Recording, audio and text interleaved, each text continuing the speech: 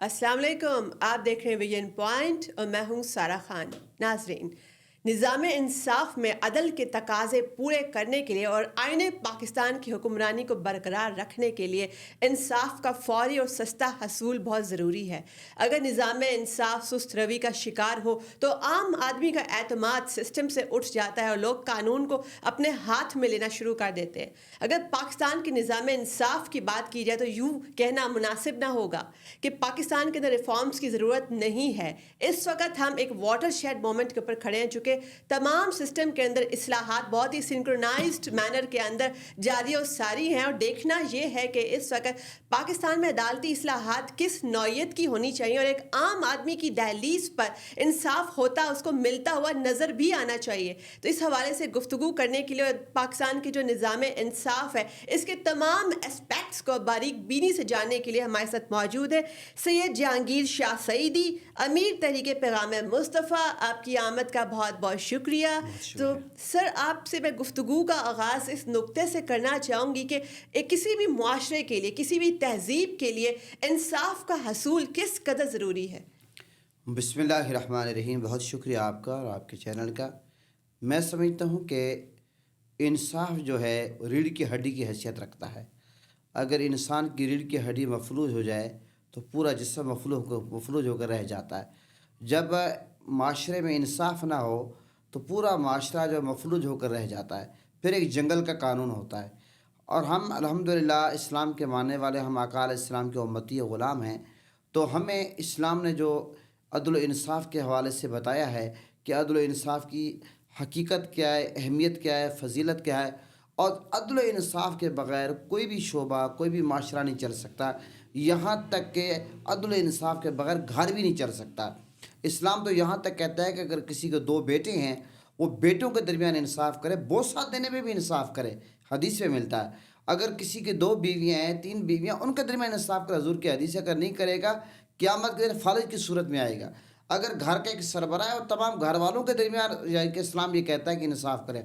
अगर एक बंदा दफ्तर में ऑफिसर है और तमाम मुलाजमीन के दरमियान इंसाफ करे। इसी तरह अगर कोई बंदा हुक्मरान है, उसको चाहिए कि पूरे आल पाकिस्तानी कौम है वो उनके साथ इंसाफ करे, ना कि सिर्फ अपने पार्टी तक मौजूद रहे, अपने वोटर तक महदूद रहे। मैं ये समझता हूँ कि बग़ैर इंसाफ के माशरा कभी भी तरक्की नहीं कर सकता। यही वजह है कि बदकिस्मती से हमारा जो पाकिस्तान है, इसका जो आइन है कुरान और हदीस के मुताबिक बनाया गया, लेकिन आइन मौजूद है, कानून मौजूद है, लेकिन उस पर अमल नहीं है। बिल्कुल। और आपने अमल ना होने की वजह से आज हम ये देख सकते हैं कि दिन पर दिन हालात बिगड़ते जा रहे हैं और हर शख्स ऐसे लगता है जैसे आज़ाद पिदर पैदा हुआ हो, और हर बंदा अपने आप को कानून से बालातर समझ और रहा है। कानून को हाथ में लेने की भी हमने बहुत ज़्यादा सतहों पर कोशिशें भी देखी लोगों की तरफ से। अच्छा, अगर एक और नुक्ते के ऊपर चले हम, तो पाकिस्तान के जो निज़ाम इंसाफ है बहुत ज़्यादा सुस्त रवि का शिकार है। यहाँ पर जो है केसेस है उनका इतना ज़्यादा बैकलॉग है, लोगों को एक जनरेशन से दूसरी जनरेशन तक एक केस मुंतकिल हो जाता है। लोगों को सालों जो है इंसाफ के हसूल के लिए धक्के खाने पड़ते हैं। तो अगर जो इंसाफ का निज़ाम सुस्त रवि का शिकार होगा तो क्या उसकी तासीर जो है उस तरह से रहेगी? क्या उसकी इस्तेदाद जो है वो बढ़ानी चाहिए? देखिए, बात यह है कि बड़ी खूबसूरत बात किसी ने फरमाई है। पाकिस्तान का ये जो निज़ाम अदल है, निज़ाम इंसाफ है, इसको देख कर किसी ने कहा कि यहाँ की अदालतों से यहाँ इंसाफ देने के लिए नूह अलैहिस्सलाम की उम्र चाहिए, हज़रत अय्यूब अलैहिस्सलाम का सब्र चाहिए और कानून की दौलत चाहिए। तीन चीज़ें हों तब आपको इंसाफ मिलेगा। और वही आपका सवाल कि ऐसे लोग हैं जो जाकर अदालतों में केस करते हैं। जनाब, एक नस्ल ने तो केस शुरू किया, वो नस्ल ख़त्म होगी, अगली नस्ल को जाकर पता चलता है, या एक बंदा कब्र में पहुंच जाता है, पता फैसला आ गया, जनाब उसको बरी करा दिया गया। अब उसको आपने बरी किया या नहीं किया, अब तो वो कब्र में है, उसने अगले मामला वो भुगत रहा है। अच्छाइयाँ किए तो ज़ाहिर है माशाल्लाह अच्छी ज़िंदगी गुजार रहा होगा कब्र में, और अगर अच्छाई नहीं की तो वो जो भी बारह उसका कब्र के मामलात हैं। लेकिन मैं ये समझता हूँ कि शॉर्ट टाइम में यहाँ पर इंसाफ मिलना चाहिए हर बंदे को। लेकिन बदकिस्मती ये है, यहाँ पर अमीरों के लिए, बड़ों के लिए, पावरफुल लोगों के लिए तो रात ही रात अदालतें खुल जाती हैं, और गरीब को तो अदालत में इंटर होना के लिए मसला होता है, FIR कटाना मसला होता है, और इंसाफ लेना मसला होता है। वकीलों की फ़ीसें, प्रॉब्लम, फिर डेट पे डेट, और फिर जिस तरह रिश्वत का बाज़ार गर्म है, اندر لوگ رجسٹرار سے مختلف لوگوں سے مل کر جناب کہتے ہیں کہ اس کیس کو آپ نے کھینچنا ہے، لمبا کرنا، تاریخ پہ تاریخ، تاریخ پہ تاریخ، جس سے میں یہ سمجھتا ہوں کہ ملک ہمارا بدنام ہو رہا ہے اور ہمارا نظام قانون جو وہ دن بہ دن بدنام سے بدنام ہوتا جا رہا ہے. حالانکہ قانون موجود ہے، یہ نہیں کہ قانون نہیں ہے. اچھا آپ نے جو یہ ملک جو آئے روز یہ کہتے ہیں کہ ہم نے نئے قانون بنانے، جو پہلے موجود ہے پہلے اس پہ تو عمل کرو. ملک کے آپ نے بدنام ہونے کی بھی بات کی، اور ہمارا جو رول آف لا انڈیکس ہے اس کے اندر ہمارا نمبر 130واں ہے. اس وقت عدالتوں کے اندر 22 لاکھ سے زائد کیسز جو پینڈنسی کے اوپر موجود ہیں. تو آپ نے یہ دیکھا ہوگا کہ جو سیاسی کیسز ہیں ان کی روزانہ کی بنیاد پر ہیئرنگ ہوتی ہے، ان کے بڑے بڑے بینچز بنتے ہیں، مگر جو ایک عام آدمی ہے اس کی اپیل، اس کی درخواست جو ہے وہ ابھی مقرر ہی نہیں ہوتی سماعت کے لیے. دیکھیں بات یہ ہے کہ میں یہی تو عرض کر رہا ہوں کہ جب یہ سیاستدانوں کے کیسز لگتے ہیں کوئی بھی پارٹیوں میں، پارٹی سے سیاست سے بالا تر ہو کر بات کر رہا ہوں، یہاں بھی جو بھی حکومتیں آتی رہتی ہے، تبدیل ہوتی رہتی ہے، پارٹیاں آتی رہتی ہیں، لیکن ہم یہ دیکھتے ہیں کہ سیاستدانوں کے لیے تو اتوار کے دن بھی عدالتیں کھل جاتی ہیں، رات کو بھی کھل جاتی ہیں، لیکن عام غریب آدمی، پھر یہ سیاستدان جب آتے ہیں عدالتوں میں، ان کا پروٹوکول ہوتا ہے، معاملات ہوتا ہے. ایک غریب آدمی تاریخ کے اس کی پیشی ہے، وہ لاہور سے آیا، کراچی سے آیا، جناب یہاں پہنچا اپنے وکیل کو لے کر خرچہ بھر کے، اس کو عدالت میں جانے کا موقع ہی نہیں ملتا، کہتے ہیں آج روٹ لگا ہوا ہے. تو یہ جب یہ ملک میں حال ہو تو مجھے آپ یہ بتائیں کیا خاک میں انصاف ملے گا؟ میں یہ سمجھتا ہوں کہ ہمیں غور و فکر کرنا چاہیے. اس سے ملک کی بھی بدنامی ہو رہی ہے اور ہماری جو قوم ہے وہ دن بہ دن اس کی مایوسی میں اضافہ ہو رہا ہے، مایوسی میں اضافہ ہو رہا ہے. اور اس سے ہوتا کیا ہے، یہ آپ کو پتہ ہے کہ اس سے ہوتا کیا ہے کہ جب انصاف نہ ملے، پھر آپ نے جو ایک بات شروع میں کی ہے کہ لوگ قانون کو ہاتھ میں لیتے ہیں. قانون تب ہاتھ میں لیا جاتا ہے جب بندہ مایوس ہو جاتا ہے، یار ان ججوں نے، ان عدالتوں نے تو ہمیں انصاف دینا نہیں ہے.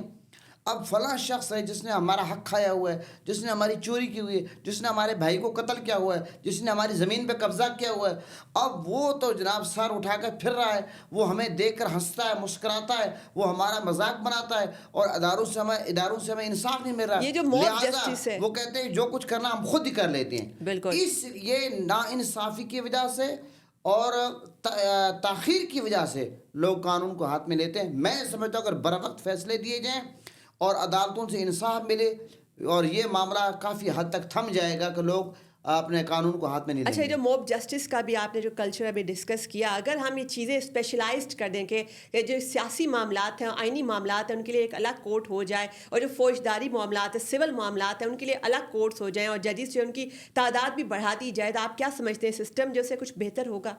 دیکھیں بات یہ ہے کہ یہ جو موجودہ آج کل ایک معاملہ چل رہا ہے کہ جناب فلاں کرنا ہے، فلاں کرنا ہے، ایک چیز جب تحریری طور پر آپ کے سامنے نہیں ہے اس کے بارے میں آپ کمنٹس کیسے کر سکتے ہیں؟ بظاہر یہ ہے کہ جناب ججز کی تعداد اگر بڑھ جائے تو سبحان اللہ اچھی بات ہے، لیکن ایک ہے ججز کی تعداد کا بڑھنا، ایک ہے پہلے جو ججز بیٹھے ہیں ان کا ٹائم بڑھا دینا. پہلے اگر آپ جناب وہی ججز ہیں ان کے آپ ٹائم بڑھا دیتے ہیں 3 سال 4 سال، جو ججز لائن پہ لگے ہوئے ہیں جنہیں آگے ترقی کرنی ہے، کسی نے چیف جسٹس بننا ہے، کسی نے کیا بننا ہے، ایک باری مقرر ہوتی ہے، ایک بندے کی امید ہوتی ہے کہ میں بھی اس منصب پہ آؤں گا. میں یہ سمجھتا ہوں کہ اس کے ساتھ یہ ناانصافی، اس کے ساتھ ظلم ہو رہا ہے. ہاں اگر آپ سمجھتے ہیں کہ ملک کے اس میں بہتری ہے کہ ججز کی تعداد بڑھ جائے، ججز زیادہ سے زیادہ بھرتی کیے جائیں، اور اس میں یہ ہے کہ ججز کو پابند کیا جائے کہ زیادہ سے زیادہ کیسز سنیں اور شارٹ ٹائم میں پابند کیا جائے. جناب یہ آپ کے پاس کیس آئے، اس کا 15 دن میں 20 دن میں آپ فیصلہ دیں، جو بھی کرنا ہے سفید یعنی کرنا اس کے لیے بھی پھر اصلاحات کی ہی ضرورت پڑے گی، کیونکہ ہم نے جوڈیشل سسٹم میں دیکھا کہ ہمارے پاس سپریم جوڈیشل کاؤنسل تو موجود ہے، مگر بد انتظامی اور جو یہ کرپشن اور بدعنوانی وغیرہ ہے وہ بھی اس طریقے سے کاؤنٹر نہیں ہو رہی، جس کی وجہ سے ایک عام آدمی شدید مشکلات کا بھی شکار ہے. اچھا، اگر ہم ایلیویشن کی بھی بات کریں کہ ججز کی جو ایلیویشن بھی، آپ کیا سمجھتے ہیں کہ وہ میرٹ کے اوپر ہو، ان کی کریڈیبلٹی، ان کی ساکھ کے اوپر، ان کی پرفارمنس کے اوپر ہو، یا اس کی نمبر آف ایئرس یا سینیورٹی صرف میٹر کرتی ہے؟ دیکھیں بات یہ ہے کہ عدل کا، انصاف کا تقاضا یہ ہے کہ جو آپ کو پتہ ہے کہ ججز لائن میں موجود ہے، پیچھے پائپ لائن میں موجود آ رہے ہیں، تو جس کا حق بنتا ہے کہ اس کو اس منصب پہ بٹھایا جائے. لیکن ہمارے ہاں بدقسمتی یہ ہے کہ ایک بندہ کوئی چیف جسٹس بنتا نہیں ہے، اس سے پہلے اس کے بارے میں کمنٹس آنا شروع ہو جاتے ہیں سوشل میڈیا پہ، جناب اس کا تعلق فلاں پارٹی سے ہے. تو جب ہمارے ہاں ججز بھی پارٹیوں کے حساب سے آئیں گے تو ان ججز نے کیا انصاف دینا ہے؟ تو یہاں یہ پرابلم ہے. تو یہ میں سمجھتا ہوں یہ چیز ختم ہونی چاہیے. ججز کو سیاست سے الگ رکھنا چاہیے.